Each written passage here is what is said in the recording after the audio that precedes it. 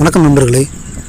நாட்டு மாடுகள் என்றும் விடிமாடுகள் என்றும் நம்மால் பொதுவாக அழைக்கப்படுகிற இந்த மாட்டினங்கள் ஆணிரை சமூகத்தினரால் மேயோன் என்று அழைக்கப்படுகிற ஆணிரை சமூகத்தினரால் இந்த மாட்டினங்கள் எவ்வளவு நேர்த்தியாக மிகச் சிறப்பாக அவருடைய தொழில் நேர்த்தியோடு மேய்த்து செல்கிறார்கள் என்று இந்த காணொளியில் நாம் பார்க்கும்போது தெரியும்.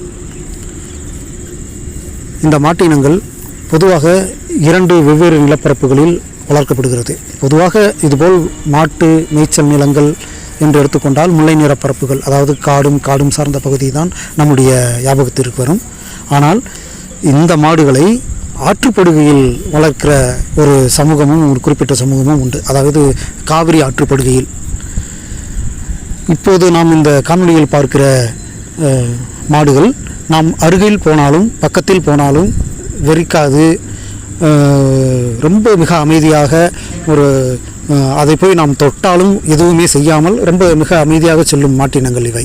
நீங்கள் ரோடுகளில் நீங்கள் எப்பயாவது 2 வீலரோ காரையோ நீங்கள் ஓட்டி கொண்டு போனால் நாம் ஒரு ஓரமாக அப்படியே நிற்போம். ஆனால் அது மிக அருகில் மாட்டு கொம்புகள் நம் நெஞ்சில் குத்தும்போது போல் கூட வரும். ஆனால் எதுவும் செய்யாமல் கடந்து போய்விடும்.